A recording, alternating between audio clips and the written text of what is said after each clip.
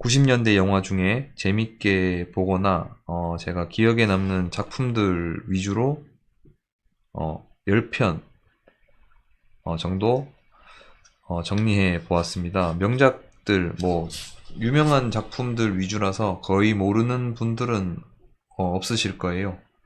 요거 첫 표지에는 이제 예전 토요 영화 그 오프닝 장면이죠. 빠바밤 빠바바 빠바밤 막 이렇게 하면서 이제 그 오프닝이 시작되죠. 첫 번째 작품은 포레스트 검프. 주연 톰 행크스, 감독은 로버트 저메키스. 이 로버트 저메키스 감독도 대표작이 많은데 이 포레스트 검프 외에도 유명한 백투 더 퓨처 당시에, 그리고 저희가 이제 가장 많이 아는 캐스트 어웨이, 그거 찍으신 감독이고, 시작은 이렇게 시작돼요. 이제 성인이 된 포레스트가 이제 버스를 기다리면서 그 옆에 기다리는 이제 다른 승객들한테 어릴 적부터 현재까지 살아온 과정을 이야기해요. 물어보지도 않았는데 그렇게 하면서 영화가 시작되죠. 인물 위주로만 간단하게 얘기하면은, 어렸을 때는 포레스트가 다리가 불편해요. 그래서 처음에 학교 가는 날도 아무도 옆에서 이제 자리를 내주지 않는데, 유일하게 이제 제니만 그 자리를 내주면서 급속도로 가까워지고, 그 이후부터도 이제 둘은 이제 단짝이 돼서 붙어 다니죠. 이제 대학교를 갈 때까지.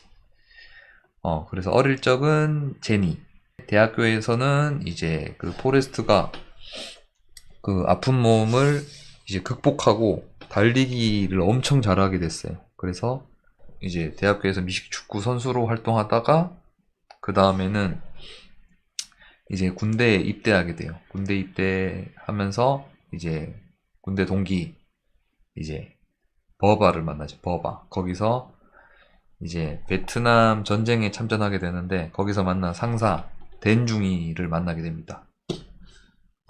그 다음에 이제 전쟁에서 그 부상을 당하고 병원에 입원하게 되면서 그 회복 기간 동안 또 탁구로 재능이 또 있어서 탁구 선수로도 활약해요.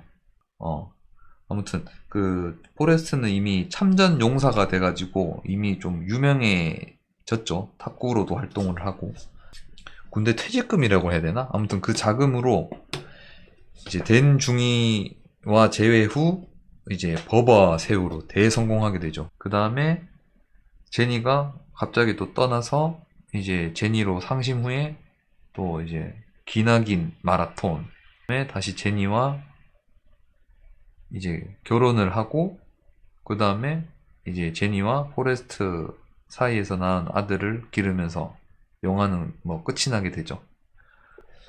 더 자세한 내용이 있지만 그거는 한번 안 보신 분들은 포레스트 검프 보시는 거 추천드리고, 보신 분들은 내용 다 아시죠.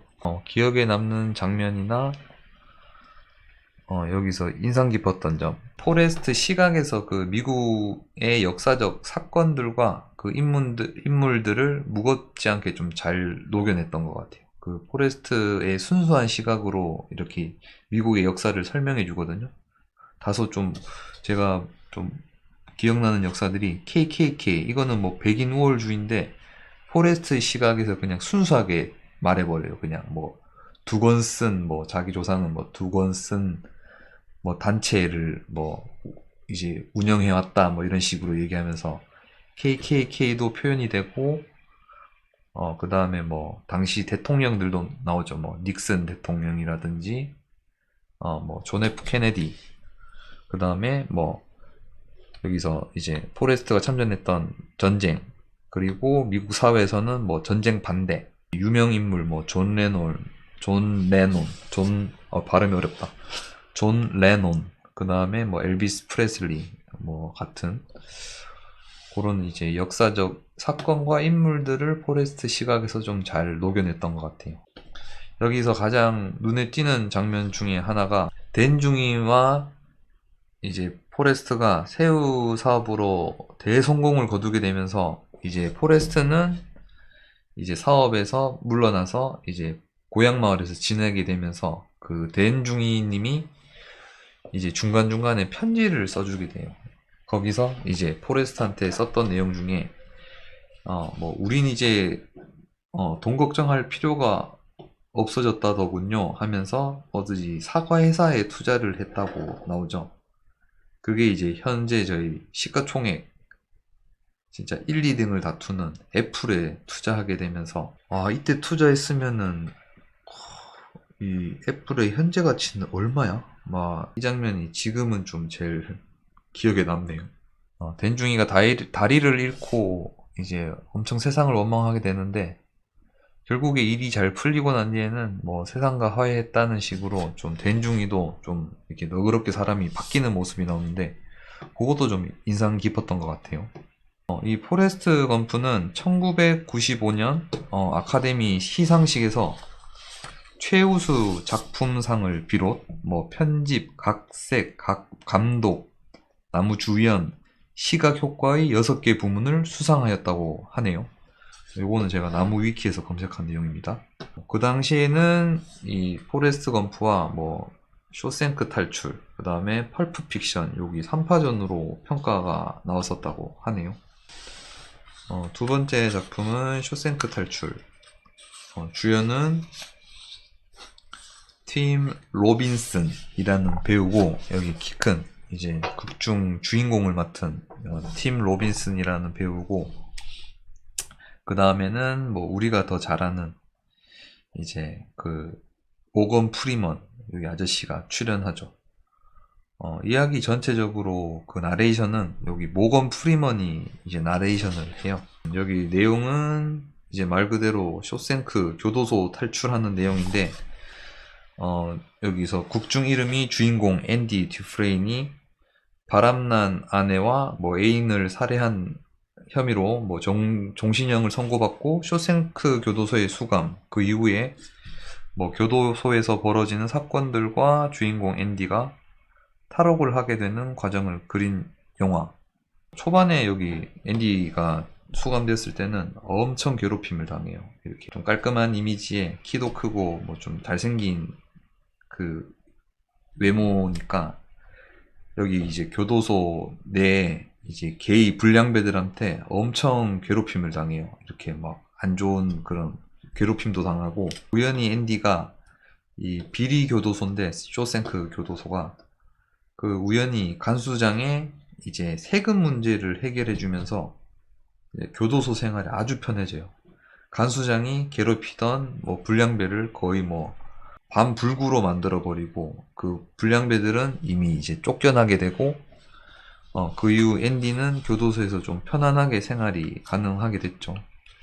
그 이후에 뭐 간수들의 세금 면제와 뭐 교도소장의 뭐 검은 돈 세탁을 하게 되면서 교도소에서 아주 중요한 인물이 되죠. 중후반부에서는 이 신입 그 재소자 톰이라는 인물이 들어오는데 주인공 앤디의 누명을 벗겨줄 중요한 인물이었는데 그 교도소장의 돈 세탁을 하는 앤디를 이제 놔주기 싫어서 누명을 벗겨줄 그 토미를 이제 간수장이랑 몰래 총으로 쏴 죽여버려요. 그래서 후반부에서는 뭐 이것 때문 아닌데 이런 사건들도 겹쳐서 이제 그 교도소장에게 분노하게 되죠. 후반부에는 결국 앤디가 탈옥을 해서 뭐 이제 소장이 그 돈 세탁했던 그 차명 계좌에 있던 그 검은 돈을 전부 인출하고 이제 언론사의 쇼생크 교도소의 그 비리를 전부 고발하게 되면서 해피엔딩으로 끝나게 되죠. 여기서 기억에 남는 장면들이 뭐 역시나 그 여기 앤디가 마지막 탈옥을 하게 되면서 그 비 오는 날 일부러 탈옥을 하게 되죠. 천둥번개가 치는 비 오는 날 거기 맞춰서 그 배관을 이제 그 부셔가지고 그 배관을 타고 이제 탈옥을 하게 되는 그 거의 후반부 마지막 장면에 나오는 장면이죠. 여기 극 중에서 이제 그 재소자로 평생을 살게 된 여기 할아버지가 있는데 이 할아버지가 이제 만기 복역 후에 이제 출소를 하게 되죠. 출소를 하게 되면서 결국엔 자유를 얻는 건데, 이 그 교도소라는 세장에 너무 오래 갇혀 살다 보니까 이제 자유를 얻어도 어떻게 할 수가 없는 그런 장면이 나와요. 밖에서는 오히려 사회 부적응자가 돼서 적응을 못하고 자살하게 되는 안타까운 인물로 나오죠. 당시 아카데미 7개 부문 노미네이트. 하지만 무관의 제왕. 이 쇼생크 탈출은 현재도 명작 영화로 순위를 매기면은 거의 이제 상위권에 드는 작품인데도 당시 아카데미에서는 상을 하나도 못 받았다고 하네요. 당시 경쟁작으로는 아까 위에서 말한 뭐 포레스트 검프, 펄프 픽션, 그리고 뭐 라이온 킹, 뭐 등등 그 해에 여러 너무 명작들이 많이 나와서 아마 상을 못한 것 같아요. 하지만 뭐 현재까지도 명작으로 손꼽히죠.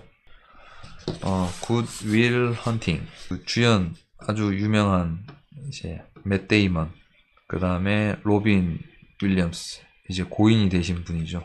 요 영화는 이제 맷 데이먼과 이제 벤 애플릭의 젊은 시절을 볼 수 있는 영화이기도 하고, 여기 좀 놀라운 거는 이 두 사람이 쓴 각본 영화라고도 하네요. 저도 이거 예전에 서프라이즈에서 봤나?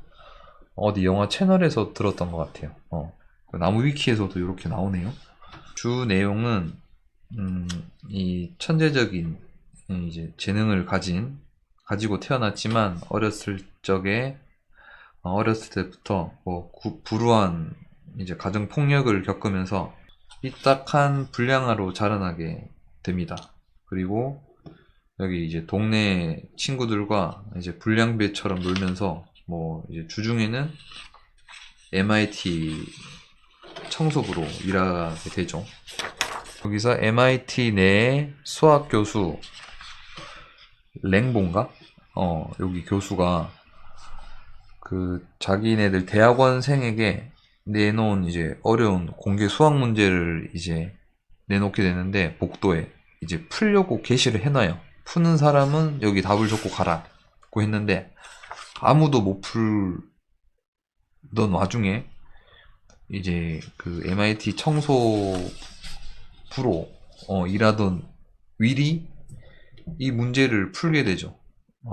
낯선 줄만 알았던 맷 데이먼이 쓴 그 답을 보고 이제 깜짝 놀라게 돼요. 그래서 이제 윌을 수소문하게 되죠. 윌의 천재성을 알아보게 되고. 그 사이에 이제 이 불량배 윌은 이제 동네에서 폭행 사건으로 재판에서 뭐 실형이 확정됐는데 교수가 이제 판사와 협의를 통해서 두 가지 조건을 약속받고 풀려나게 됩니다. 두 가지 조건은 이 자기 랭보 교수 아래서 이제 수학 문제를 풀 것, 그 다음에 심리 상담 치료를 받을 것, 이 두 가지를 약속받고 풀려나게 되죠. 상담 치료를 받으러 간 윌은 원래 그 이제 삐딱한 성격과 자기가 이제 지닌 천재적인 두뇌로 심리 상담사들의 약점을 파고 들어가지고 치료를 포기하게 만들어요. 일부러. 이미 꼬인 성격이죠.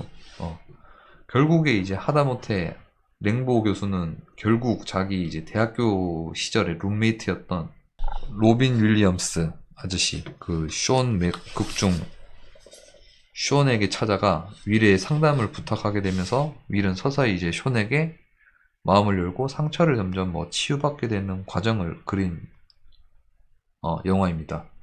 숀이 이제 인간적으로 대해주니까 윌도 서서히 마음을 열게 되면서 이제 편하게 얘기를 하게 되죠. 그 후로는 이제 대립하는 장면. 숀은 윌을 인간적으로 이제 대하면서 윌이 하고 싶은 걸 하게 놔둬라. 랭보는 아니다. 윌은 재능이 뛰어난 친구이기 때문에 무조건 수학을 시켜야 된다. 이제 그렇게 하면서 대립을 하게 되죠. 엄청 싸워요. 그 자기 친구에게 이제 고민 상담은 아닌데 이제 그냥 꿈을 포기하면서 동네에서 그냥 산다는 말을 하면서 이 친구 벤 애플렉이 아주 호되게 혼을 내죠. 이게 여기도 이것도 이제 후반부의 명장면이죠. 굿윌 헌팅은 제 70회 아카데미 시상식에서 나무조연상, 각본상, 작품상, 감독상, 나무조연상, 여우조연상, 편집상, 음악상, 주제가상을 받은 게 아니고 이 후보에 올라 이중 나무조연상과 각본상을 수상했다고 합니다. 이 영화로 맷 데이먼과 벤 애플렉은 아카데미 시상식에서 각본상을 수상했다고 하네요. 실제 보스턴 출신인 둘의 성대모사가 매우 많이 반영된 영화다. 그리고 이거는 제가 찾다 보니까 좀 놀라웠는데, 맷 데이먼으로서는 이 상이 현재까지 유일한 아카데미 수상 경력이다. 이게 좀 놀랐어요. 저는 이 수많은 이제 좀 유명한 작품을 남겼는데도 맷 데이먼이 수상을 한 번도 못했다고 하네요. 본 아이덴티티도 진짜 좋았는데. 맷 데이먼은 아카데미 나무 주연상에도 노미네이트 되었으나 이보다 더 좋을 순 없다의 잭 니콜슨이 수상했다. 이거는 뭐 수상할 수밖에 없는 것 같습니다. 이 배트맨 원조 영화에서 그 원조 조커로 나왔던 잭 니콜슨 그 아저씨가 수상을 했었네요. 트루먼 쇼. 트루먼 쇼는 저희가 이제 잘 아는 짐 캐리 주연의 영화고, 내용은 뭐 자신의 주인공인 것을 모르는 트루먼 쇼의 주인공. 직업은 보험회사 직원이지만 물론 가짜고 상대하는 고객들, 심지어 그의 아내까지도 전부 연기자. 인사성이 밝으며 그가 자주 하는 못 볼지도 모르니 미리 말해두죠. 좋은 오후, 좋은 저녁, 좋은 밤 보내세요는 전 세계 시청자들이 따라하는 명대사. 모든 생활이 도찰당해 전 세계에서 생중계되고 있으며 누군가에 의해 가공되어진 삶을 살아왔다. 이 거대한 스튜디오에서 가짜 인생을 살게 되고 있는데 본인은 여기서 진짜 인생으로 알고 있어요. 다음 인상 깊었던 게 여기 이 트루먼 그 쇼 안에 세계관에서 다들 연기자니까 이 연기자들이 그 트루먼과 대화를 하던 와중에도 이게 제품 광고를 하나씩 합니다. 요런 제품 광고를 하나씩 하면서 그 제품 홍보를 하죠. 그런 게 좀 인상 깊어요. 그 다음에 마지막 장면. 결국 트루먼이 이 거대한 스튜디오의 출구를 찾아서 이제 마지막으로 인사를 하면서 끝나게 되죠. 이 작품의 주인공을 연기한 짐 캐리가 코미디가 아닌 전극 연기도 확실하게 가능하다는 것을 증명한 영화이기도 하다. 실제로 한국에서는 짐 캐리를 코믹 배우로만 오해했다가 이 영화에서의 전극 연기를 보고 짐 캐리의 실력을 알게 됐다는 반응이 많다. 그도 그럴 것이 그 짐 캐리가 이전까지 찍었던 이제 그 출연한 영화들은 뭐 좀 익살스러운 영화들이 많았죠. 좀 코믹스럽고 마스크라든지 그 다음에 그 에이스 벤츄라, 덤앤더머, 그리고 또 이제 한국에서는 그런 캐릭터로만 기억해서 이제 그 짐 캐리가 이런 극중 배역을 맡은 게 사람들은 그 당시에는 좀 놀랬었나 봐요. 저희는 뭐 이미 그 필모 중에 하나를 보게 된 거고, 이 트루먼 쇼도 아주 재밌는 영화입니다. 양들의 침묵 주연이 조디 포스터, 명배우시죠. 안소니 홉킨스의 이제 범죄 스릴러 영화. 이 안소니 홉킨스는 이 당시 영화로는 유명한 걸 저도 잘 모르고, 현재 저희가 좀 아는 영화 중에는 토르 아빠, 마블에서는 오딘 역을 맡으신 배우죠. 안소니 홉킨스.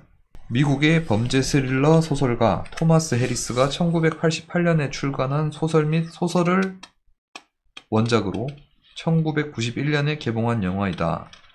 한니발 렉터 시리즈 4부작 중 가장 첫 영화이나 내용상으론 3부에 해당된다. 원작 소설은 브램 스토커상을 받을 만큼의 명작으로 영화도 스릴러물의 걸작을 꼽을 때 항상 빠지지 않는 작품이자 아카데미 시상식에서 그랜드 슬램을 달성한 영화로 유명하다.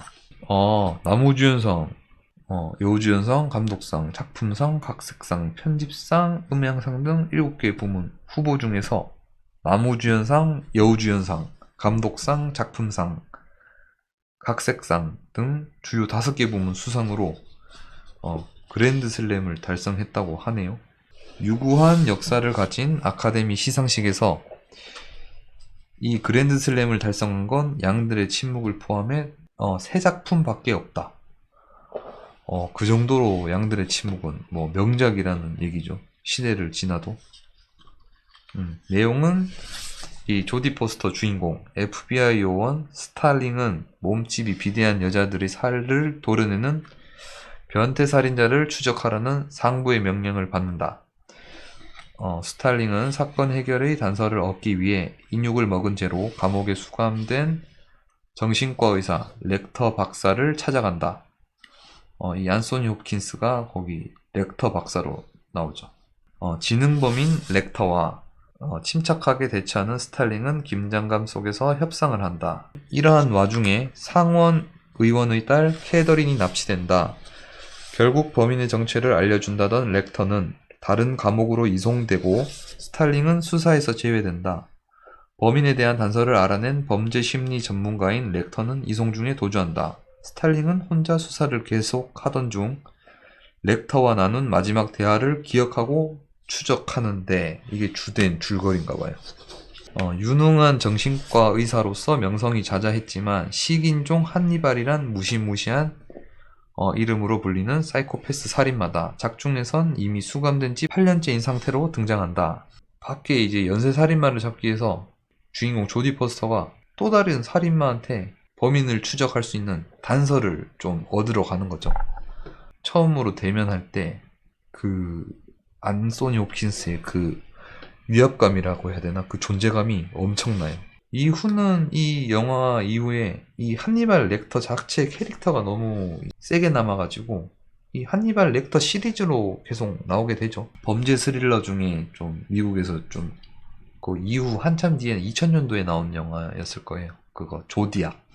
그것도 재밌으니까 이것도 좀 추천드립니다. 조디악.